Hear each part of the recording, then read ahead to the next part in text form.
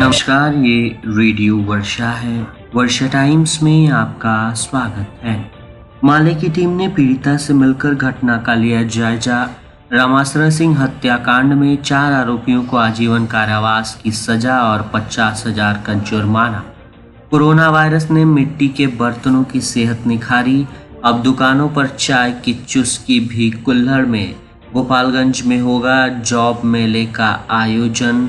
और चनावे मंडल कारा में एक कैदी ने निगला पत्थर, पीएमसीएच पटना रेफर।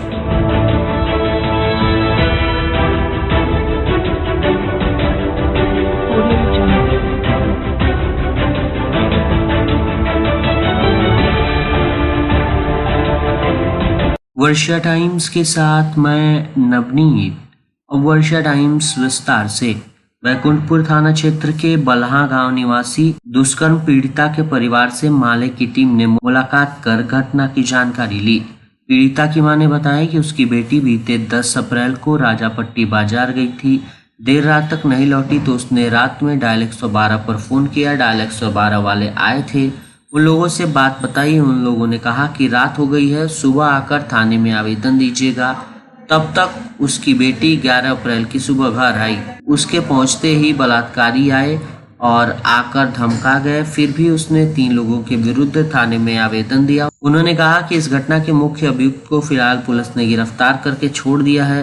पीड़ित की मां ने बताया कि ये लोग दबंग परिवार के लोग हैं, हमेशा ये लोग धमकी दे रहे हैं। जांच टीम ने इस घटना को शर्मनाक बताते हुए कहा कि लंबे समय से बैकुंठपुर में सामंती ताकतों का वर्चस्व एवं दबदबा रहा है। यहाँ आए दिन कमजोर लोगों के साथ इस तरह की घटना होती रहती है, इसलिए कमजोर लोगों को संगठित होना होगा और इन ताकतों के खिलाफ लड़ना होगा। आगे जांच टीम ने कहा कि नीतीश सरकार का प्रशासन और अपराधियों पर से नियंत्रण समाप्त हो चुका है, इसलिए अपराधियों और बलात्कारियों का मनोबल काफी बढ़ा है। मुख्य अभियुक्त को पकड़कर छोड़ देना इसका ठोस उदाहरण है। आगे टीम ने कहा कि शेष अभियुक्तों की गिरफ्तारी कर स्पीडी ट्रायल चलाकर केस की सुनवाई की मांग की जांच टीम ने की। जांच टीम में इनॉस के प्रदेश अध्यक्ष जितेंद्र पासवान, वकील यादव, विजय सिंह इत्यादि लोग शामिल थे। गोपालगंज जिले के भोरे थाना क्षेत्र में 11 जून 2019 को दिन दहाड़े 13 गोली मारकर भोरे के चर्चित व्यवसायी रामाश्रय सिंह की हत्या कर दी गई थी, जिसको लेकर आज गोपालगंज के प्रधान न्यायाधीश गुरविंदर सिंह मल्होत्रा की कोर्ट में 4 आरोपियों को आजीवन कारावास की सजा सुनाई गई। जिन्हें आजीवन कारावास की सजा मिली उन बृजकिशोर सिंह उर्फ बच्ची सिंह, विवेक सिंह, अरुण कुमार मिश्रा और पप्पू मिश्रा और संजय सिंह का नाम शामिल है। इस मामले में साक्ष्य के अभाव में अवधेश गुण, प्रभुनाथ सिंह, मन्नू सिंह, वीरेंद्र प्रताप सिंह, प्रदीप यादव, शंभू सिंह और विशाल सिंह को कोर्ट ने बरी कर दिया। ज्ञात हो कि इस हत्याकांड मामले में राघवेंद्र सिंह की मृत्यु हो चुकी है। इस कांड के बाद मृतक के बड़े भाई हरिनारायण सिंह ने 9 नामजद एवं कुछ अज्ञातों के विरुद्ध प्राथमिकी दर्ज कराई थी, जिसमें कुछ अभियुक्त कोर्ट में आत्मसमर्पण किए थे तो कुछ फरार रहे थे।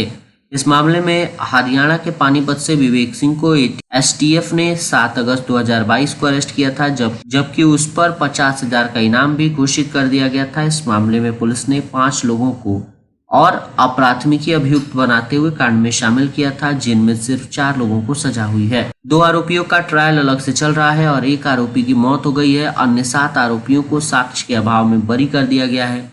अभियोजन पक्ष से लोक अभियोजक देववंश गिरी उर्फ भानुगिरी तथा बचाव पक्ष से अधिवक्ता अमरेंद्र शाही, परमेश पांडे तथा मनीष कुमार शाही की दलीलों को सुनने के बाद पूर्व प्रमुख कलावती देवी के भाई ब्रज किशोर सिंह उर्फ बूची सिंह, उनके भतीजे विवेक सिंह, पूर्व उप प्रमुख अरुण कुमार मिश्र उर्फ पप्पू मिश्र तथा उनके भतीजे संजय कुमार मिश्र को दोषी करार दिया गया है।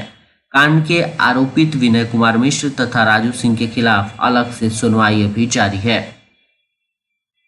रेडियो वर्षा के संवाददाता सत्य प्रकाश के अनुसार अपना वतन और अपनी माटी की बात ही कुछ और है।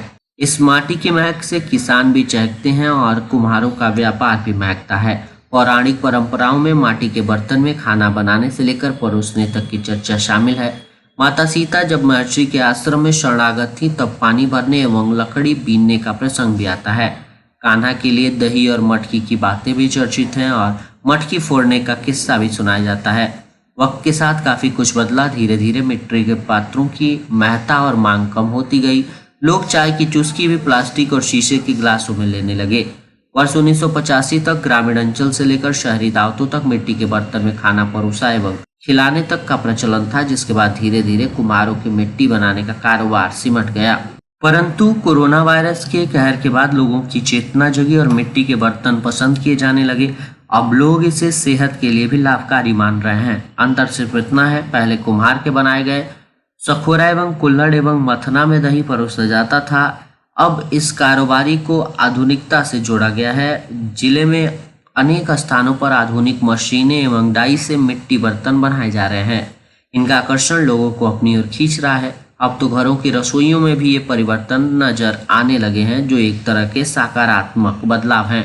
बाजार में मिट्टी के बर्तनों की मांग से कारोबार में कुछ रौनक दिखाई पड़ रही है। जिला नियोजन के सौजन्य से नियोजन मेले का आयोजन किया जाएगा। ये नियोजन मेला 22 अप्रैल को आयोजित किया गया है। जिला नियोजन पदाधिकारी ने बताया कि श्रम संसाधन विभाग के जिला नियोजनालय गोपालगंज के द्वारा आगामी 22 अप्रैल को एक दिवसीय जॉब कैंप का आयोजन किया गया है। जॉब कैंप का आयोजन पूर्वाह्न 11 बजे से 4 बजे अपराह्न तक किया जाएगा। इच्छुक अभ्यर्थी एक दिवसीय जॉब कैंप में नियोजक से जॉब के विषय में जानकारी प्राप्त कर अपना आवेदन एवं बायोडाटा जमा कराकर साक्षात्कार में भाग ले सकते हैं। जॉब कैंप में निजी क्षेत्र की कंपनियां भाग ले रही हैं। इच्छुक अभ्यर्थी अपने साथ बायोडाटा इत्यादि लेकर नियोजन मेले से लाभान्वित हो सकते हैं। इस नियोजन मेले में ऑपरेटर के लिए योग्यता महिला अभ्यर्थियों के लिए 10वीं उत्तीर्ण, जबकि पुरुष अभ्यर्थियों के लिए डिग्री डिप्लोमा के साथ अंग्रेजी पढ़ने में दक्षता आवश्यक है। आयु सीमा 18 से 26 वर्ष रखी गई है, जबकि सैलरी 15,200 रुपए निर्धारित की गई है। मोहम्मदपुर थाना क्षेत्र के मोहम्मदपुर छपरा पथ पर टेकनवास गांव के नजदीक एक अज्ञात वाहन की चपेट में आने के कारण बाइक सवार एक युवक की मौत हो गई, जबकि दूसरा घायल हो गया। मृतक युवक छपरा जिले के मशरक थाना क्षेत्र के लखनपुर गांव के सतन राम का पुत्र कन्हैया कुमार है, जबकि घायल युवक हरिशंकर राम का पुत्र मुन्नू कुमार है। घटना के संबंध में बताया जा रहा है कि दोनों युवक बुधवार की रात 1 बजे के करीब किसी समारोह में शामिल हो बाइक से वापस घर जा रहे थे कि रास्ते में अज्ञात वाहन की चपेट में आने के कारण जहां कन्हैया कुमार की मौत हो गई, वहीं मुन्नू कुमार बुरी तरह घायल हो गया। घटना की खबर पाकर मोहम्मदपुर पुलिस घटनास्थल पर पहुंची। घायल को इलाज के लिए स्वास्थ्य केंद्र भिजवाया गया तथा शव को कब्जे में लेकर पोस्टमार्टम करवाकर परिजनों को सौंपा गया है।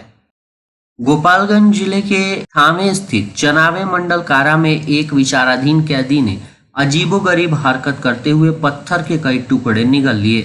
कैदी की हालत बिगड़ने के बाद उसे गंभीर स्थिति में पटना रेफर किया गया है। दरअसल इस संदर्भ में बताया जा रहा है कि जेल में बंद कैदी ने अचानक ही जेल परिसर में पड़े पत्थरों के टुकड़े उठाकर निगलने लगा, लेकिन कुछ ही देर बाद उसके पेट में इतने तेज दर्द हुआ और उल्टी की शिकायत हुई। जानकारी पाकर अन्य कैदी और जेल कर्मचारी हैरान रह गए। हालांकि जेल प्रशासन ने तुरंत उसे इलाज के लिए गोपालगंज सदर अस्पताल में भर्ती कराया है। वहां डॉक्टरों ने उसकी प्राथमिकी जांच की और उसकी गंभीरता हालत को देखते हुए उसे बेहतर इलाज के लिए पटना मेडिकल कॉलेज PMCH को रेफर किया है। फिलहाल पटना चनावे मंडल कारा में चर्चा का विषय बना हुआ है। जेल प्रशासन इस बात की जांच कर रहा है कि कैदी ने ऐसा क्यों किया। कुछ लोगों का मानना है कि कैदी मानसिक रूप से परेशान था, जबकि कुछ अन्य इसे जेल प्रशासन की लापरवाही मान रहे हैं। फिलहाल कैदी का PMCH में इलाज चल रहा है और उसकी स्थिति गंभीर बनी हुई है। डॉक्टरों का कहना है कि पत्थर के टुकड़े उसके आंतरिक अंगों को नुकसान पहुंचा सकते हैं, जिससे उसकी जान को खतरा हो सकता है।